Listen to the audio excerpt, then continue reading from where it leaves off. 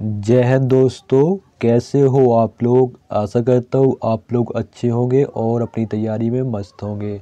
जैसा कि आप स्क्रीन पर देख रहे हो, यह पेपर एसएससी जीडी का प्रीवियस ईयर का पेपर है, यानी जो आपकी पिछली भर्तियाँ एसएससी जीडी की निकली हुई थी उसका ये पूरा आंसर की है।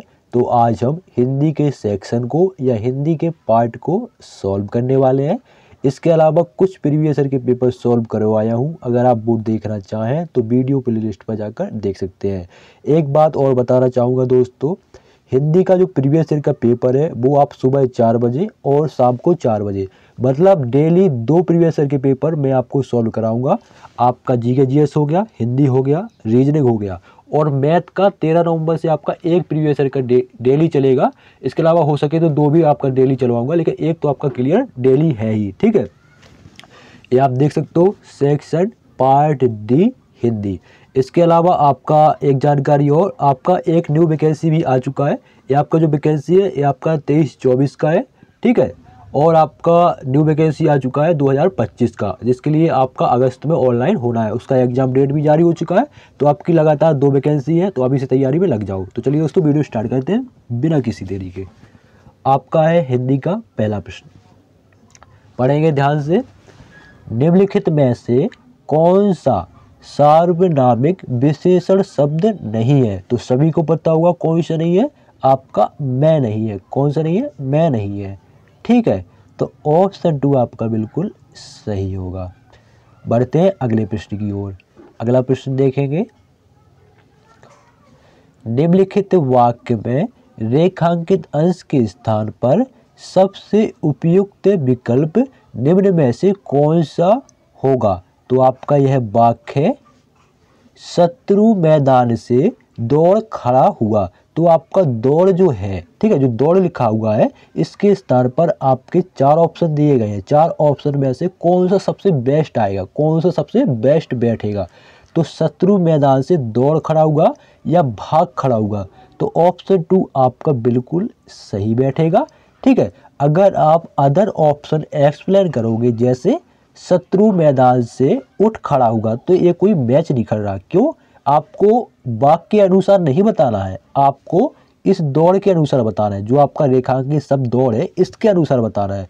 तो क्या आएगा? भाग खड़ा हुआ। ठीक है, तो ऑप्शन 2 बिल्कुल सही हो जाएगा। निकल खड़ा हुआ? नहीं, बिल्कुल नहीं। रवाना खड़ा हुआ? बिल्कुल नहीं। क्या हुआ? भाग खड़ा हुआ। ठीक है, बढ़ते हैं अगले प्रश्न की ओर। ज़्यादा कठिन नहीं आते हैं, ऐसे प्रश्नों पे आप चाहो तो 20 में से 20 अंक आप आसानी से ले सकते हो हिंदी में। खासकर आपके 1-2 प्रश्न जो है सर्वनाम विशेषण वाले पूछ लेते हैं, उसमें भी आप ऑप्शन के अनुसार सही कर सकते हो। ठीक है, एक आध प्रश्न आपका अटकेगा, नहीं तो इसमें अटकने के चांस नहीं है। रीजनिंग और आपका हिंदी में आप आसानी से ले सकते हो। तो अगला प्रश्न है आपका, निम्नलिखित विकल्पों में से कौन सा एक वाक्य संयोजक क्रिया विशेषण से संबंध रखता है? ठीक है, तो कौन सा वाक्य है? तो ऑप्शन 4 आपका बिल्कुल सही है। ठीक है, इसके अलावा जैसे कि आप देखो, मैं जाग रहा हूँ, तो इसमें कोई क्रिया थोड़ी कर रहा है, वो तो जाग रहा है, इसमें क्रिया थोड़ी कर रहा है, हाथ पाँव चला रहा है। क्या पेंसिल से, मैं जागते हुए पेंसिल से लिख रहा हूँ, तो कोई क्रिया तो कर नहीं रहा। क्रिया विशेषण उसने पूछा है, संयोजक क्रिया विशेषण उसने पूछा, तो ये गलत हो जाएगा। वे लेटे हुए, ये भी गलत हो जाएगा, क्रिया नहीं कर रहा ना। वह सो रहा था, तो ये भी गलत हो जाएगा। लेकिन आप इसमें देखो ऑप्शन 4 में, जहां आप पढ़ेंगे वहां मैं भी पढ़ूंगा, जहां आप एग्जाम देने जाएंगे वहां मैं भी एग्जाम देने जाऊंगा, जहां आप नाचेंगे वहां मैं भी नाचूंगा, जहां आप खाएंगे वहां मैं भी खाऊंगा। ठीक है, तो इसमें आपका संयोजक क्रिया विशेषण है, तो ऑप्शन 4 आपका बिल्कुल सही हो जाएगा। आप खुद ऑप्शन से एक्सप्लेन कर सकते हो, ये जो आपका ऑप्शन 4 है सबसे हटके है। ठीक है, तो ऑप्शन 4 आपका बिल्कुल सही होगा। बढ़ते हैं अगले प्रश्न की ओर। अगला प्रश्न देखिए, महादेवी वर्मा महान कवियत्री थी। इस वाक्य में अशुद्ध वर्तनी वाला शब्द है, तो कौन सा है? तो दोस्तों आपका कवियत्री है। कैसे लिखा जाता है? ये आपका ऐसे लिखा जाता है, कब इत्री। कैसे लिखा जाता है? कब इत्री। ये आपका शुद्ध है। ठीक है, ये आपका अशुद्ध लिखा हुआ, इसलिए गलत हो जाएगा। तो ऑप्शन 2 आपका बिल्कुल सही होगा। ठीक है, कुछ भी आपको मिस्टेक नज़र आए, समझ में ना आए, कुछ डाउट वगैरह हो, तो बिल्कुल आप बेझिझक कमेंट बॉक्स में पूछ लीजिएगा। अगला देखिए, जिसका जन्म बाद में हुआ हो। वाक्यांश के लिए उपयुक्त शब्द क्या होगा? तो दोस्तों जिसका जन्म बाद में हुआ हो उसे कहते हैं अनुज, ठीक है, और जिसका जन्म पहले हुआ वो उसे कहते हैं अग्रज, क्योंकि अग्रज जो होता है वो बड़ा भाई होता है, अनुज जो होता है वो छोटा भाई होता है। तो जब आपका जिसका जन्म बाद में होगा तो भाई वो छोटा भाई कहलाएगा यानी अनुज कहलाएगा, जिसका जन्म पहले होगा वो अग्रज कहलाएगा। तो ऑप्शन 1 आपका बिल्कुल सही होगा, ठीक है। बाकी आपका जो ज्येष्ठ है, जैसे कि आपके 4 पुत्र है, 4 पुत्रों में अगर जो सबसे बड़ा हो वो आपका ज्येष्ठ कहलाता है, ठीक है, ज्येष्ठ यानी बड़ा भाई, ठीक है। तो उसने ये पूछा है जिसका जन्म बाद में हुआ हो तो उसे अनुज कहते हैं, ऑप्शन 1 बिल्कुल सही होगा। अगला प्रश्न देखिए, अगला प्रश्न है आपका, वे जन्म पर्यंत ब्रह्मचारी रहे, उपयुक्त वाक्य में रेखांकित पद के स्थान पर निम्न में से कौन सा शब्द आएगा? तो कौन सा शब्द आएगा? तो वे जन्म पर्यंत ब्रह्मचारी रहे, मतलब क्या होगा इसके कि वे आजन्म यानी जितना उनका जन्म रहा आजन्म तक वे ब्रह्मचारी रहे, या जन्म पर्यंत ब्रह्मचारी रहे, जन्म भर वो ब्रह्मचारी रहे, ठीक है, यही मतलब है इसका, ठीक है। अगर आप अदर ऑप्शन एक्सप्लेन करो जीवन आरंभ होने के बाद, ये आपका गलत हो जाएगा। जीवन आरंभ होने के बाद नहीं, जब तक उनका जीवन रहा, जीवन पर्यंत तब तक वो ब्रह्मचारी रहे। जीवन के बाद क्या मर जाएगा तो क्या फिर थोड़ी ब्रह्मचारी रहेगा, वो रहेगा भाई हमें क्या पता, पुनर्जन्म दोबारा जन्म के बाद ऐसा थोड़ी है, ठीक है। तो ऑप्शन 3 आपका बिल्कुल सही हो जाएगा, जब तक जन्म रहा आजन्म, ठीक है, आजन्म तक वो ब्रह्मचारी रहे। बढ़ते हैं अगले प्रश्न की ओर। अगला प्रश्न है आपका, भगवान विष्णु ने एक अवतार कुरुम के रूप में भी लिया था, उपयुक्त वाक्य में प्रयुक्त कुरुम शब्द का पर्याय क्या होगा? तो दोस्तों कुर्म जो होता है वो आपका क्या कहलाता है? कछुआ कहलाता है। क्या कहलाता है? कछुआ। तो दोस्तों आपको कुर्म जो है वो कछुआ का पर्यायवाची है, तो ऑप्शन 2 आपका बिल्कुल सही हो जाएगा, ठीक है। तो अगला प्रश्न देखिए, अगला प्रश्न है आपका, निम्नलिखित वाक्य का शुद्ध रूप क्या होगा? तो पढ़ेंगे हम वाक्य को, वे सब काल चक्र के पहिए के नीचे पिस गए, ठीक है। तो आप देखोगे 4 ऑप्शन दिए गए हैं, इसमें से कौन सा शुद्ध होगा ये आपको बताना है, ठीक है। आपको खुद जब आप ये ऑप्शन पढ़ोगे आपको खुद समझ में आ जाएगा कि कौन सा इसका सही है। तो हम पहला पढ़ेंगे, वे सब काल चक्र में पिस गए, ठीक है। तो आप इसको सही है तो इसको सही मान लो, ठीक है।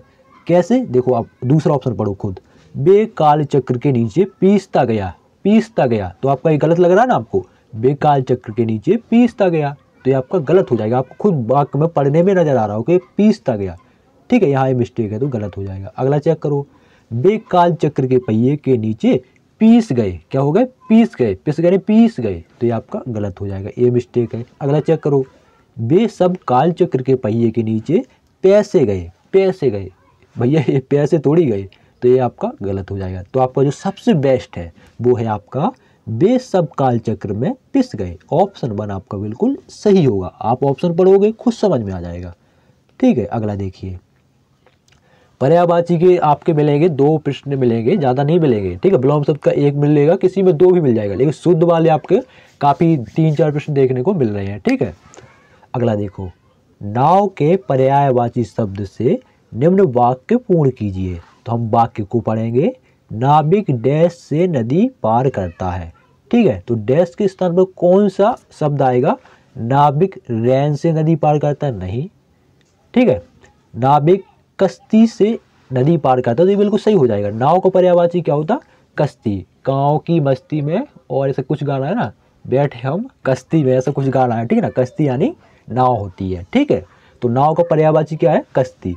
तो नाविक कश्ती से नदी पार कर रहा है, तो ऑप्शन 2 बिल्कुल सही हो जाएगा, ठीक है। और ऑप्शन तीसरा देखो, रेत से नदी पार कर रहा है, भैया रेत से नदी क्यों पार करेगा है? रेत में भी आप पैर चलाओगे, वो नाव चलाओगे क्या? तो ये तो बिल्कुल गलत है, ठीक है। तो ऑप्शन 2 आपको बिल्कुल सही हो जाएगा। अगला देखिए, अगला हम पढ़ेंगे, निम्नलिखित वाक्यांश के लिए उपयुक्त सार्थक शब्द चुनिए।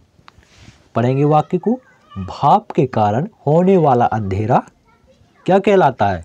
तो देखो मैं आपको एग्जांपल देता हूँ, अगर आप गांव के हो, ठीक है, तो आप ठंडियों में देखते होगे जब कोहरा पड़ता है ना, तो क्या बोलते हैं उसको, कोहरा पड़ता है, तो आप उसको फसल खराब ना हो उसके लिए हम फसल खराब ना हो उसके लिए हम वो क्या कहते हैं, सिंचाई कर देते हैं ताकि फसल खराब ना हो। ठीक है, जब ज़्यादा ठंडी पड़ती है ना तो जब ज़्यादा ठंडी पड़ती है तो फसल खराब ना हो इसलिए हम सिंचाई कर देते हैं। तो आप देखते होंगे ऊपर आपका धुआं सा छा जाता है ना, तो उसको हम क्या कहते हैं, धुंध ही तो कहते हैं। भाप के कारण होने वाला अंधेरा क्या कहलाता है, धुंध कहलाता है। क्या कहलाता है, धुंध कहलाता है। जब आप सिंचाई करोगे तो आपका धुआं निकलता है उसमें, ठीक है ना, ठंडियों में, तो वही आपका खेत को किनारे पे आपका धुंध जैसा छा जाता है, बादल जैसे छा जाता है। ठीक है, उसी को हम धुंध कहते हैं, धुआं जैसा छा जाता है। ठीक है, अगला देखिए, निम्नलिखित वाक्य में रेखांकित शब्द के सही विलोम शब्द से दिए गए वाक्य के रिक्त स्थान की पूर्ति करें। पढ़ेंगे हम। उसका रवैया ढुलमुल नहीं है, वह अपनी बात पर सदैव क्या है, अटल रहे। क्या, बात पर सदैव अटल रहता है। ठीक है, तो भैया ढुलमुल का जो विलोम शब्द होता है वो क्या है, अटल। उसका रवैया ढुलमुल नहीं है, वह अपनी बात पर सदैव अटल रहता है। ऑप्शन 1 आपका बिल्कुल सही होगा। ठीक है, ढुलमुल का मतलब यह है कि जैसे मैंने बोल दिया, अभी शुरुआत में बोला कि आपका हिंदी का प्रीवियस ईयर का पेपर आपका एक हिंदी का प्रीवियस ईयर के पेपर एक सुबह आएगा 4 बजे, एक शाम को आएगा 4 बजे। ठीक है, तो मैंने बोल दिया तो इसका मतलब मैं अटल हूँ। अगर मैं आपको बोल दिया 4 बजे, वो फिर अब वो आए 6 बजे या वो आए ही ना। ठीक है, तो ढुलमुल का मतलब यही होता है। ठीक है, तो इसका जो विलोम शब्द होगा वो होगा अटल, यानी मैंने बोला 4 बजे आएगा तो 4 बजे ही आएगा। ठीक है, इसका कहने का मतलब ये, समझ गए। ऑप्शन 1 बिल्कुल सही होगा। अगला देखिए, प्रत्यक्ष को प्रमाण की आवश्यकता नहीं होती। तो प्रत्यक्ष उपयुक्त वाक्य में रेखांकित शब्द के विलोम शब्द का चयन कीजिए। तो प्रत्यक्ष का उसने विलोम शब्द पूछा है, तो इसका विलोम शब्द होता है परोक्ष। क्या होता है, परोक्ष। तो ऑप्शन 2 बिल्कुल सही होगा, प्रत्यक्ष का विलोम शब्द परोक्ष होता है। अगला देखिए, अगला प्रश्न आपका मुहावरे से है।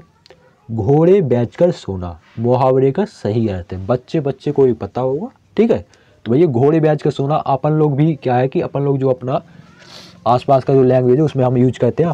ठीक है, तो घोड़े बेचकर सोना यानी गहरी नींद सोना।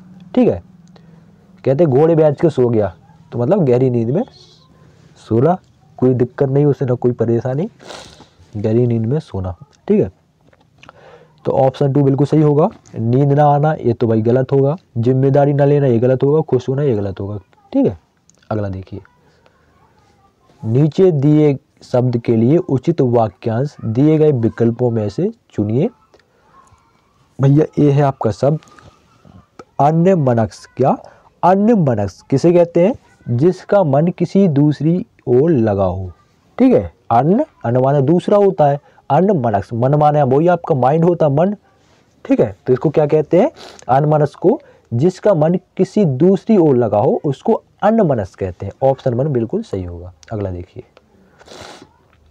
हुक्का पानी बंद करना, मुहावरे का सही अर्थ है। तो आपको कौन सा अर्थ है, जाति से बहिष्कृत करना। आपने सुना होगा हरियाणा साइड, पंजाब साइड। ठीक है, अपने यहाँ तो ऐसा हुक्का पानी उत्तर प्रदेश में बोलते हैं क्या, बोलते होंगे भाई, हमारे यहाँ बुंदेलखंड साइड नहीं बोलते। ठीक है, हुक्का पानी बंद करना मतलब आपको एग्जाम्पल कैसा दूँ, जैसे अब क्या है, वहाँ चलो कोई जैसे कोई बिटिया भग जाती है ना, नहीं तो कहते भैया किसी बिटिया भगा ले गए तो कहते ना इसका हुक्का पानी बंद कर दो, मतलब जाति से बहिष्कृत करना। तो ऑप्शन 3 बिल्कुल सही होगा। जैसे कोई यादव है, कोई भी एग्जाम्पल है, मत समझना कि भाई आप यादव का नाम ले, कोई भी एक जाति है। ठीक है, वो अपनी जाति का भगा ले गया, अपने पास में रहा बगल वाले को भगा ले गया। ठीक है, यादव मतलब ऐसा में जाति एग्जाम्पल है, यादव भाई बुरा मत माना आप लोग। ठीक है, तो जाति से बहिष्कृत कर देते हैं, या अपने से नीची कोई जाति ऐसा हो तो ऊंच नीच मानते हैं गाँव में। ठीक है, तो ऊंच नीच मतलब छोटी जाति बड़ी जाति तो कोई होती नहीं, सब एक ही है इंसान। ठीक है, मैं नहीं मानता ये सब। तो कोई नीची जाति या कोई अपन भगा ले जाए ऊपरी जाति को, तो क्या कहते हैं, जाति से बहिष्कृत कर देते हैं। ऑप्शन 3 बिल्कुल सही होगा। अगला देखो, एक बार अच्छी कारी कहाँ पे आपका 5 अंक का गद्यांश पूछा जाता है, 100% पूछा ही जाता है। ठीक है, और गद्यांश आपका ज़्यादा कठिन गद्यांश भी आपका ज़्यादा कठिन नहीं पूछा जाता, लेकिन इसको बड़े ध्यान से करना होता है। ठीक है, अभी अगर आप इसको ध्यान से नहीं करोगे तो यही आपका कठिन हो जाएगा। लेकिन आपका और अब अदर एग्जाम देखो, हेड कांस्टेबल मिनिस्ट्रियल वाला ऐसे प्रश्न पूछते हैं जैसे पीसीएस की तैयारी कर रहे हो, ठीक है। और फिर आपका ये ऐसा है कि आपका ये 1 घंटे का पेपर था, 1 घंटे का पेपर होने के कारण आपका इतना सरल पूछ रहे हैं कि आपका 1 घंटे का पेपर है, टाइम ज़्यादा दिया नहीं तो इतना सरल पूछ रहे हैं। नहीं तो आप पिछला 2021 और 2021 का उठा के देखो तो उसमें थोड़ा और टफ मिलेगा, थोड़ा मिलेगा, लेकिन इससे तो मिलेगा ही, ठीक है। तो पढ़ेंगे हम, यहाँ से पढ़ लो। जिन दिनों जीवन अपेक्षाकृत गतिहीन था, उन दिनों कथनी और करनी का विरोध उतना नहीं था, लेकिन ज्यों ज्यों राजनीतिक और आर्थिक परिवर्तनों की रफ्तार तेज होती गई, इस विरोध की उग्रता भी अधिकाधिक डैश होती गई। क्या होती गई? प्रत्यक्ष होती गई। क्या होती गई? प्रत्यक्ष होती गई। ऑप्शन 4 आपका बिल्कुल सही होगा। जैसे कि मान चलो मुझे कुछ नहीं पता, ठीक है ना, मतलब प्रत्यक्ष का मतलब नहीं मानूं, प्रतिकार का मतलब नहीं मानूं, तो प्रत्यक्ष तो होगा नहीं। प्रतिकार मतलब होता है बुराई वगैरह, प्रतिकार मतलब ऐठना वगैरह होता है, ठीक है, ये नहीं होगा। प्रतिकूल वगैरह अगर नहीं बदला तो कई लोग प्रतिकूल पर भी ऑप्शन दे सकते हैं, अगर नहीं पता हो तो क्या होगा? ऑप्शन 4, ठीक है। ऐसे में अटक सकते हैं अगर आपको प्रतिकूल और प्रत्यक्ष का मतलब नहीं पता तो। क्या लगाया कैंडिडेट ने? देखो ऑप्शन 1 लगा दिया उसने, क्या बोला? ऑप्शन 1 लगा दिया, तो दोस्ती गलत हो जाएगा, ठीक है। यही तो होता है शुद्ध हिंदी में, आपको नहीं पता कि इसका मतलब क्या है प्रतिकूल का, अगर प्रतिकूल का अपन को मतलब पता हो तो आप लगा देंगे, लेकिन मतलब ही नहीं पता, ना हमें प्रतिकार का मतलब पता, प्रत्येक का है तो प्रत्येक तो कोई लगाएगा नहीं, ठीक है। तो ऑप्शन 4 आपका प्रत्यक्ष सही होगा। अगला देखिए, अगला प्रश्न है आपका, पढ़ेंगे। यहाँ रुक जाओ 1 minute, 1 minute 1 minute 1 minute 1 minute, हाँ यार ये वाला था, देखो। आज जब हम डैश के दरवाजे पर खड़े हैं, आज जब हम अणुयुग के दरवाजे पर खड़े हैं। भैया ये तो यार गद्दाज बहुत थोड़ा ना तो सरल कहूँगा मैं इसको, लेकिन मॉडरेट है, ठीक है। आज जब हम डैश के दरवाजे पर खड़े हैं, किसके? अणुयुग के दरवाजे पर खड़े हैं, तो ऑप्शन 3 आपका बिल्कुल सही होगा। और आपका जितना मैं प्रीवियस ईयर की हिंदी करवा चुका हूँ, कम से कम ये कौन सा 16वां या हाँ 16वां ही है, 15 में करवाया हूँ, उसमें ऐसी गद्दाज मुझे देखने को नहीं मिली। ये मैं थोड़ा इस उनसे तो थोड़ा ये टफ है, ठीक है, बाकी वो बहुत सरल थे। तो अणुयुग, तो ऑप्शन 3 बिल्कुल सही होगा। कैंडिडेट ने क्या लगाया? ऑप्शन 1 लगाया, कलयुग लगा दिया उसने, ठीक है। तो देखो उसने प्रश्न में कैसे अटका रहे आपको, पहले में उसने बल लगा दिया। तो ऐसा होता है ना, अगर आपको नहीं पता उसकी जानकारी, जैसे प्रत्यक्ष का मतलब नहीं पता, प्रतिकूल का मतलब नहीं पता, तो कैसे उसको सॉल्व करोगे, ठीक है। और अणुयुग, अणुयुग यार कौन कैसे लगाएगा अगर उसको नहीं पता अच्छे से, तो अधिकतर तो कलयुग ही लगा देंगे, अंधायुग तो नहीं लगाएंगे ना मध्ययुग लगाएंगे, दो में से लगाएंगे, या अणुयुग लगाएंगे या कलयुग लगाएंगे, ठीक है। अगला देखो,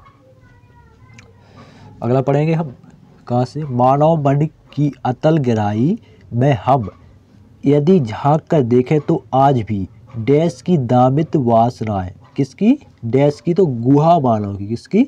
गुहा मानव की दामित दमित वासनाएं कैचुली मारे बैठी हैं, ठीक है। तो ऑप्शन 2 बिल्कुल सही होगा, गुहा मानव। समझ रहे हो ना, गुहा मानव, महामानव ये कोई नहीं, गुण मानव, गैरिक मानव ये थोड़ा मैच ही करा, गुहा मानव सही है आपका, ठीक है। कैंडिडेट ने क्या लगाया? ऑप्शन 1। पागल है क्या यार ये? कुछ नहीं यार, देखो पागल वागल नहीं बोलना चाहिए, जब वहाँ प्रश्न आता है तो दिमाग सटक जाता है, ठीक है, समझ में नहीं आता कौन सा सही लगा है और कौन सा हम गलत करें, आपको नहीं पता रहता, अब गलत हो जाता है। और एक गड्ढा सही नहीं है, थोड़ा टफ में मानूंगा इसको, ठीक है।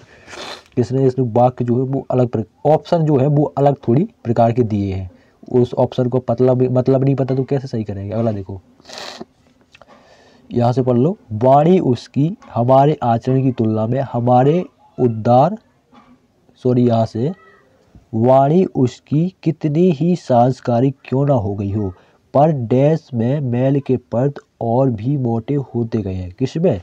अंतः जगत में, किसके? अंतः जगत में, ठीक है, अंतः जगत में। ऑप्शन 3 बिल्कुल सही होगा, ब्रह्म जगत, मानव जगत, वसु जगत। तो मानव जगत लगाया होगा, कौन सा लगाया? मानव जगत, जैसा हो भाई, राइट आंसर आपका अंतः जगत होगा, ठीक है। अगला देखो, अगला और आखिरी है, इसको थोड़ा जूम कर लेते हैं, ठीक है। यहाँ से पढ़ो इसे, और यह खतरा बाहर नहीं हमारे भीतर बैठा डैश की ताक में है। किसके? अवसर की ताक में। ये सही हो सकता है। ठीक है, बाकी जो आपके 5 प्रश्न है गद्दांश के, 5 प्रश्न के गद्दांश में से मुझे ये वाला बिल्कुल सरल लगा। क्या हो सकता है? भीतर बैठा अवसर की ताक में है। तो अवसर की ताक में ही होता है। जैसे मान लो कोई शिकार कर रहा है, शेर किसी का शिकार कर रहा है, तो अवसर की ताक में होता है वो, कि कब इसकी नज़र में आकर हम पीछे से हमला कर दें। तो ये थोड़ा मुझे प्रश्न सही लगा। बाकी 4 जो प्रश्न है वो थोड़ा घुमावदार थे। ठीक है, तो ऑप्शन 1 इसने सही किया। तो दोस्तों ये थे आपके हिंदी के प्रश्न। वीडियो कैसा लगा कमेंट बॉक्स में जरूर बताएं। कुछ डाउट हो तो पूछ लीजिएगा। ठीक है, मिलते किसी नेक्स्ट वीडियो में, तब तक के लिए जय।